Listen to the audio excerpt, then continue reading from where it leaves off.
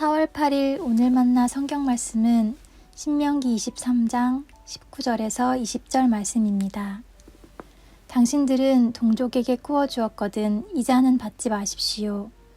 돈이든지 곡식이든지 이자가 나올 수 있는 어떤 것이라도 이자를 받아서는 안 됩니다. 외국 사람에게는 꾸어 주고서 이자를 받아도 좋습니다. 그러나 동족에게서는 이자를 받지 못합니다. 그래야만 당신들이 들어가 차지할 땅에서 당신들이 하는 모든 일에 주 당신들의 하나님이 복을 주실 것입니다. 아멘. 오늘 만나로 만나주시는 하나님을 기대합니다. 우리가 묵상하고 있는 신명기에는 상당히 다양한 규정들이 나오고 있는데요. 규정들 하나하나를 지엽적으로 살펴보면 공통된 주제와 의미를 발견하기가 쉽지 않습니다. 하지만 큰 그림으로 생각해보면 신명기의 다양한 규정들은 십계명의 부연 설명 또는 확장된 적용이라고 볼 수 있습니다. 십계명의 10가지 명제를 일상의 영역으로 가져왔을 때 어떤 식으로 구체화하여 적용할 수 있는지를 보여주는 규정들이라고 볼 수 있는 것입니다. 이런 맥락에서 23장 후반부의 내용들은 십계명에서 8계명인 도둑질하지 말라와 주제상 연결되어 있는 규정들이라고 볼 수 있습니다. 오늘 본문의 세부 내용들만 살펴볼까요? 19절 말씀입니다. 당신들은 동족에게 꾸어 주었거든 이자는 받지 마십시오. 돈이든지 곡식이든지 이자가 나올 수 있는 어떤 것이라도 이자를 받아서는 안 됩니다. 말씀을 보면 이웃에게 무언가를 꾸어 줄 때 이자를 받지 말라고 말합니다. 돈뿐만 아니라 음식이든 물건이든 이자가 나올 만한 어떤 것이라도 말이죠. 이윤을 추구하는 경제 공동체 안에서 무언가를 빌려주고 이자를 받는 것은 지극히 합리적이고 일반적인 행위입니다. 그럼에도 하나님은 은혜 공동체인 이스라엘은 일반적인 기준을 벗어나서 구별돼야 함을 말하죠. 그래야만 하나님이 복을 주실 것이다 라고 엄격하게 선언합니다. 그런데 조금 의아하게 느껴지시지 않습니까? 제가 방금 23장 후반부의 규정들이 도둑질하지 말라라는 8계명과 주제상 연결되어 있다고 말씀드렸는데요.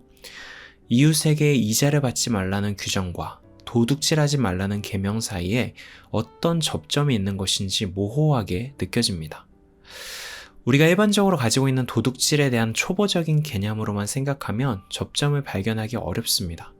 하지만 서두에 말씀드린 대로 신명기의 많은 규정들이 십계명의 확장된 적용이라고 생각해 본다면 어떨까요? 오늘 본문의 규정은 도둑질에 대한 우리의 단순한 개념을 하나님이 정의하시는 보다 넓은 개념으로 확장시키고 있다고 볼 수 있습니다. 이 당시 이스라엘이 광야 공동체라는 것을 감안해 볼 때 누군가에게 돈이나 음식을 빌려야 하는 사람은 당장의 생존 기반이 흔들리는 극도의 빈곤층에 속한 사람들이었을 것입니다. 그런 이들에게 꾸어줄 때 이자를 더하여 받는 행위는 타인의 삶에 안녕을 뒤흔들고 인간다운 삶의 최소한의 조건을 깨뜨리는 행위가 될 수도 있었겠죠. 하나님이 정의하는 도둑질은 단순히 타인의 물건을 훔치는 개념에 국한되지 않습니다. 지나친 이윤을 추구하며 타인의 존엄성을 빼앗는 행위, 하나님의 형상으로서 마땅히 누려야 할 삶의 조건을 빼앗는 행위도 하나님이 보실 때는 도둑질에 해당되는 것입니다. 나의 이윤을 극대화하는 것이 최우선의 가치라면 상대방의 형편이 어떻든 이자를 받아내려 할 것입니다. 그러나 사람을 살리고 사랑하는 것이 중심 가치라면 차마 이자를 받지는 못하겠죠. 하나님은 그런 삶으로 이스라엘을 부르시고 있습니다. 오로지 자신의 유익만을 추구하며 타인의 삶의 기반을 흔들고 빼앗는 도둑질하는 삶에서 벗어나서 타인의 상황과 문제를 헤아리며 살리고 사랑하는 삶으로 돌아오라는 것입니다. 그때 하나님께서는 그 사람이 행하는 모든 일에 복을 주시겠다고 약속하시는 것이죠. 여러분은 지난 한 주간 도둑질하지 말라는 계명을 지키며 살아오셨습니까? 이 질문을 문자 그대로만 생각하면 아마도 오늘 만나를 들으시는 모든 성도님들이 자신있게 그렇다라고 말씀하시리라 생각합니다. 그러나 오늘 말씀에서 우리에게 알려주는 확장된 도둑질의 개념으로 생각해보면 어떨까요? 부모의 지나친 욕심으로 자녀의 주도권과 결정권을 빼앗고 있다면 그것은 자녀의 삶을 도둑질하는 것입니다. 사회에서 만나는 이웃을 오로지 나의 이웃만을 극대화하기 위한 도구나 수단으로 바라보고 있다면 타인의 존엄한 인간다움을 도둑질하고 있는 것입니다. 끝이 없는 경쟁에서 승리해야만 한다고 자신을 몰아치며 나를 함부로 대하고 있다면 하나님의 형상으로서의 나의 고귀한 자아를 도둑질하고 있는 것이기도 하죠. 저는 지금도 저도 모르는 사이에 너무나 자주 도둑질하지 말라는 8계명을 어기면서 살아가고 있는 것 같다는 생각을 하게 됩니다. 여러분은 어떠신가요? 사랑하는 성도 여러분, 우리에게 새로운 한 주간의 삶이 또 시작됩니다.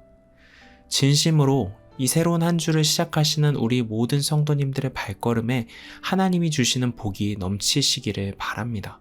하지만 오늘은 그저 무조건적인 하나님의 복을 바라기 전에 우리의 삶의 모습과 시선들을 섬세하게 살펴보며 한 주를 시작하면 좋겠습니다.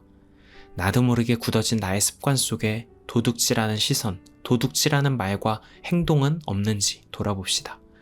우리도 은혜 받은 자임을 기억하고 우리가 만나는 이웃들도 은혜 받은 자임을 기억하며 겸손하게 사람을 살리고 사랑하고 섬기는 삶을 선택해가는 우리 모두가 되면 좋겠습니다.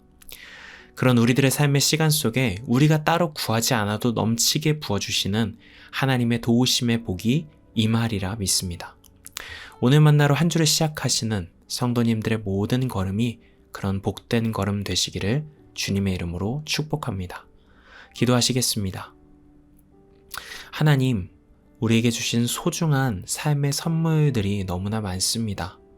모든 것의 주인이 하나님임을 인정하며 소중하게 가꾸고 돌보는 사랑의 마음을 우리에게 주십시오.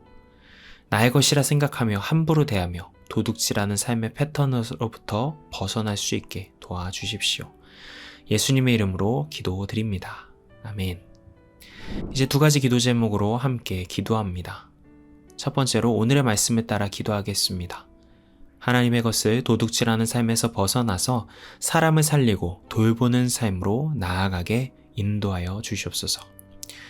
두 번째로 오늘부터 시작되는 알바니아 선교 탐방을 위해 기도하겠습니다. 오늘부터 담임 목사님을 비롯한 알바니아 선교 탐방팀의 일정이 시작됩니다.